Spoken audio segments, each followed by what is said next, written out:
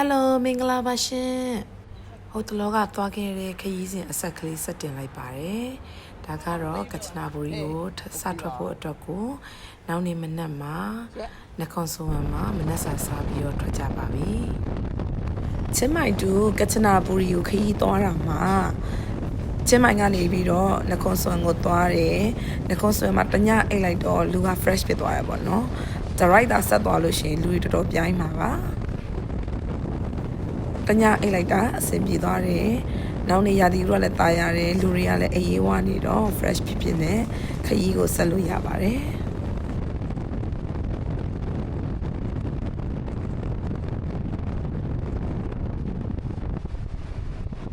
ထိုင်းနိုင်ငံတခြားလမ်းခီးသွားရတာအရန်ကိုကောင်းပါတယ်။ဘာဖြစ်လို့လဲဆိုတော့လမ်းပန်းဆက်သွယ်ရေးတွေက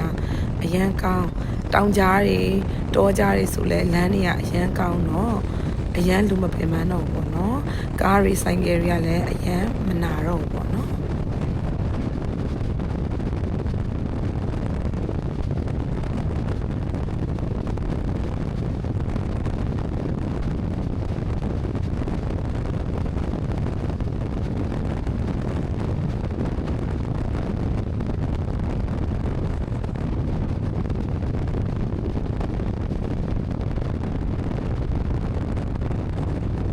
ပြောရတော့အဲ့နခွန်ဆိုဝမ်ကနေပြီးတော့ကချနာဘူရီလမ်းလေးကိုတိတ်ကြိုက်တာပဲတော်တော်လေးကိုတာရတယ်အဲ့လမ်းလေးလေ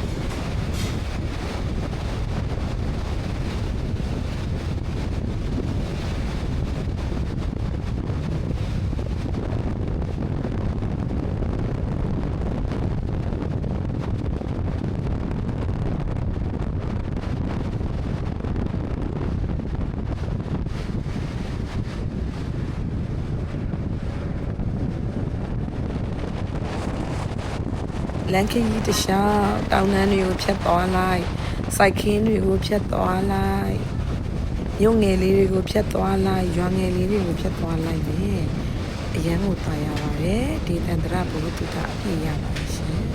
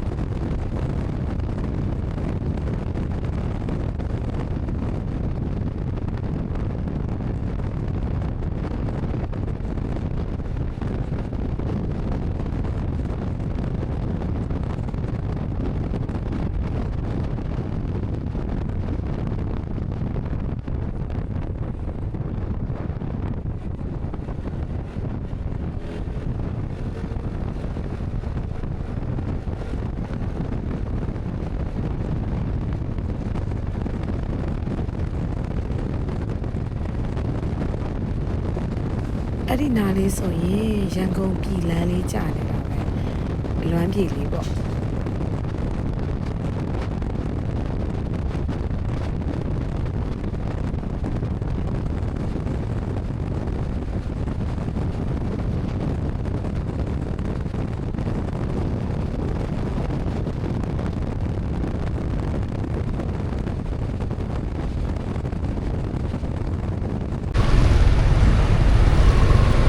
ဒါဂျားမျိုးလေးတွေပေါ့နော်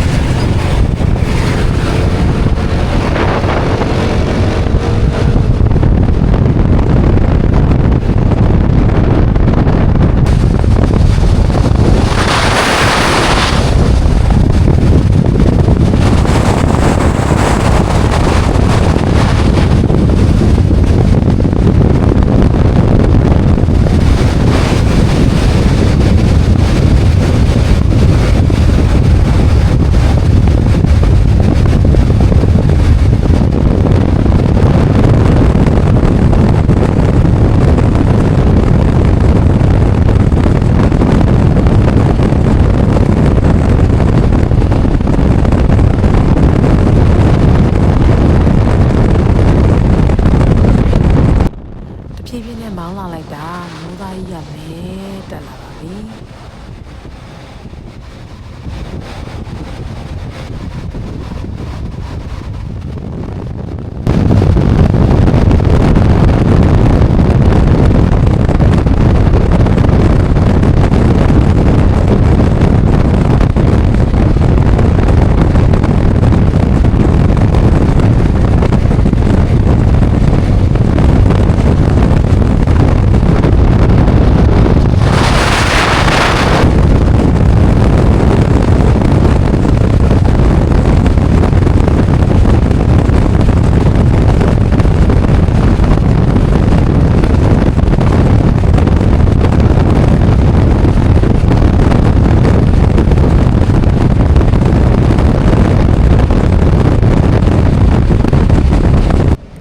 ဒီလမ်းကိုကြိုက်တာ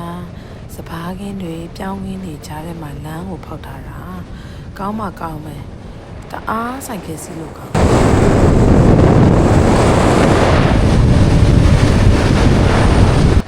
ဒီလမ်းလေးကိုတော်တော်ကိုကြိုက်တယ်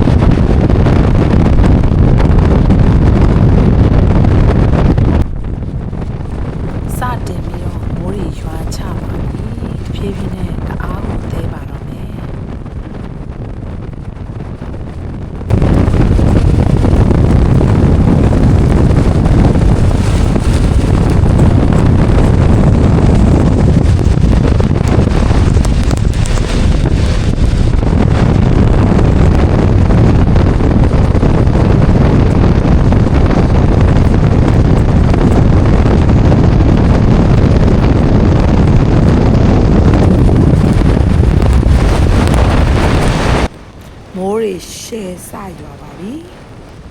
ရက်ဆက်ဆက်သေးတာမို့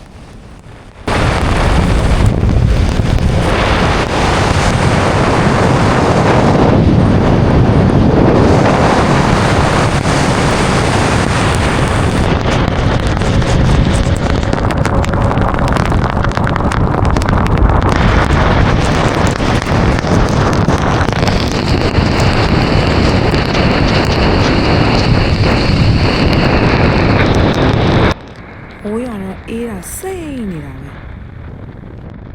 မိုးရီတဲ့ဆိုင်ကယ်စီးရတာလည်းတော်တော်သဘောကျတယ်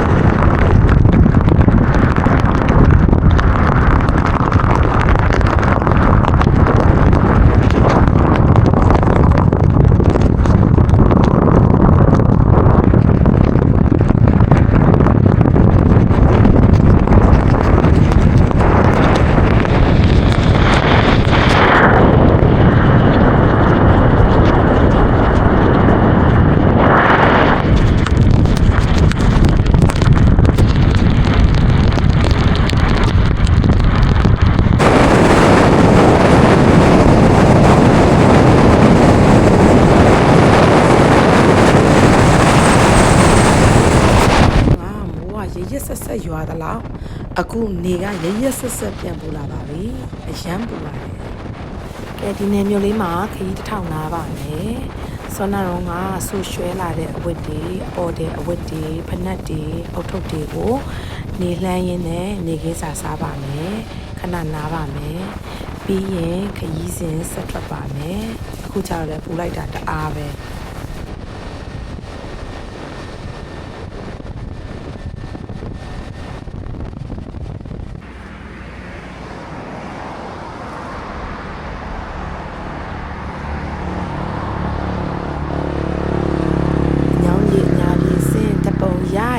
အမှတ်တရလေးတွေပေါ့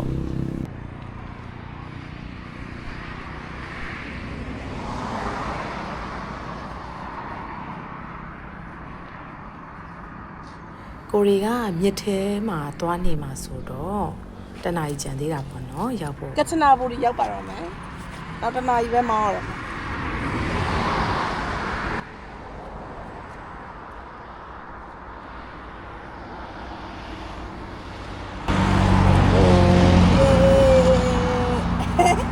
လိုက်တာလိုက်တာ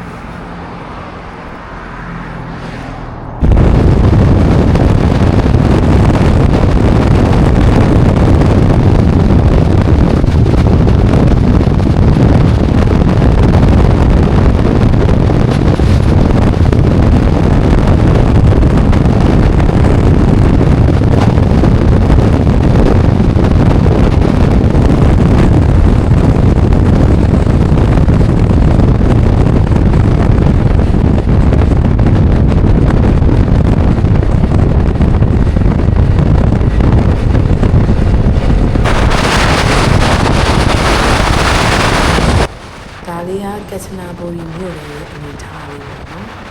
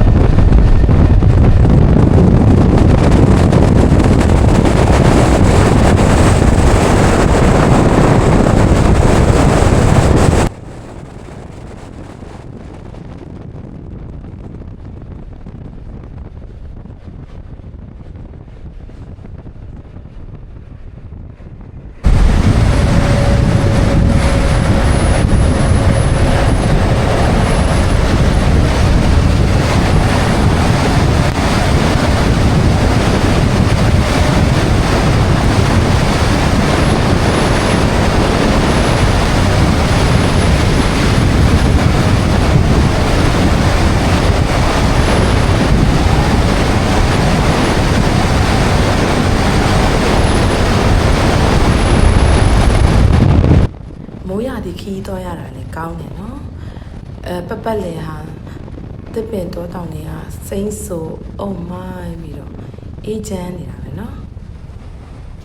ဒီမမရရခရီးစဉ်လေးကတော့ကီလိုမီတာအများကြီးအဝေးကြီးသွားတာချင်မရနေကချနာဘူရီဆိုတာ2ရက်သွားရတယ်ပေါ့เนาะအဲ့ဒီခရီးစဉ်ကြီးကိုစိုက်ကယ်နဲ့သွားကြတယ်တငယ်ချင်းအတွဲနဲ့ကိုရီအတွဲနဲ့2စီးပဲသွားကြတယ်အဲ့တဲ့အမှတ်ရစရာကောင်းတာကစပြီးတော့လမ်းနေမှားတာပါရှင်အခုတရားဆိုမှားသွားပြီတလန်းเนาะအဲ့ဒီမှာသူဒမ်ကိုတက်မယ်ဒမ်မှာလည်းတစ်ခါမှားပါတယ်အဲ့ဒီမှာသူရဲ့ဆယ်ကိုသွားလိုက်တာပေါ့เนาะတကယ်တော့ကိုရီးယားသွားမှာ river ဘက်ကိုသွားမှာပေါ့เนาะ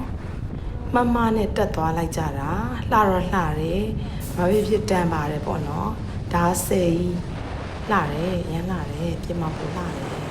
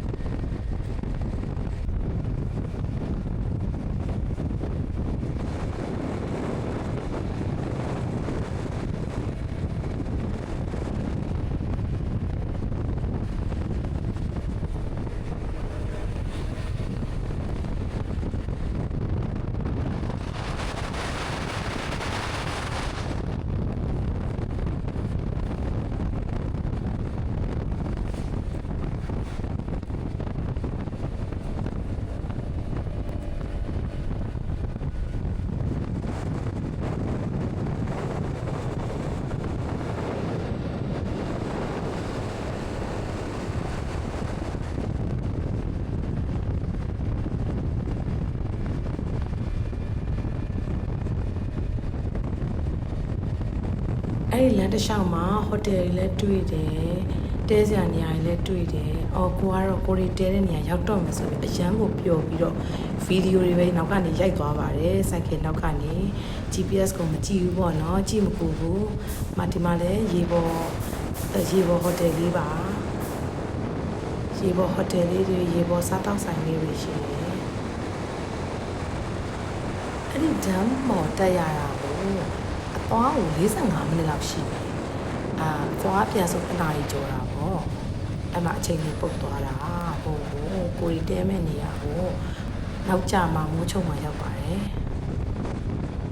အရန်လဲပင်ပန်းပါတယ်တကယ်တော့ဒီတိုင်းဆိုရင်တိတ်မပင်ပန်းအောင်ပေါ့နော်ကိုကမှားသွားပြီအချိန်တွေပုတ်သွားပြီဆိုပြီးတော့ energy ကုန်သွားပြီဆိုပြီးတော့တွေးလိုက်တာပိုပင်ပန်းသွားပါတယ်ဒါပေမဲ့တခုရှိတာကရောက်ကူသွားတယ်ပေါ့နော်ဒီတိုင်းဆိုရင်ရောက်ဖြစ်မှာမသေးကြဘူးအခုတော့ရောက်ဖြစ်သွားလိုက်ပါတယ်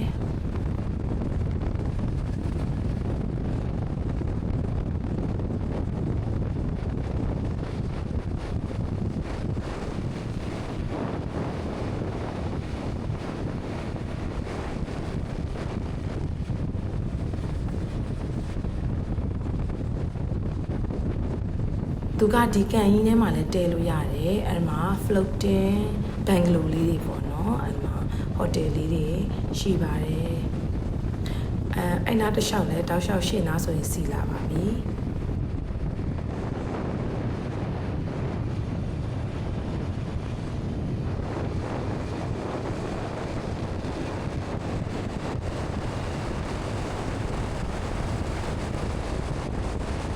တောက်ဆိုင်လေးတွေလည်းအစုံရှိတယ်တဲကုတ်ခန်းလေးတွေလည်းရှိတယ်အဲ့ဒီမှာ European food တွေလည်းအရင်စားလို့ကောင်းတယ်ပြောတယ်ဒီနားတစ်လျှောက်ကတော့တောက်လျှောက်ကိုစီသွားပါတယ်နေလို့ကောင်းပါတယ်ဒီပုံမှာလေးလေဟိုနောက်တစ်ခေါက်ရောက်ခဲ့မယ်ဆိုရင်ဒီပုံမှာလာတက်ပြီး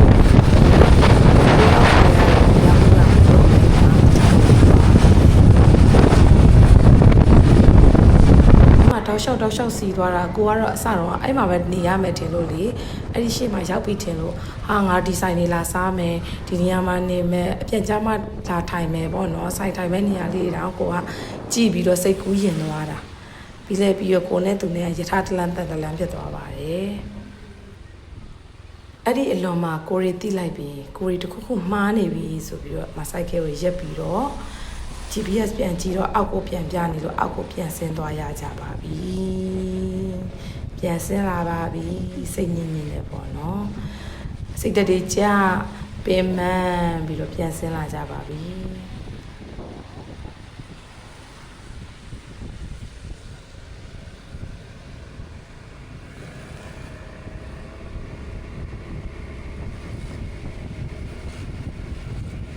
ကြောက်ကြနေရောစီးနေတာပဲလို့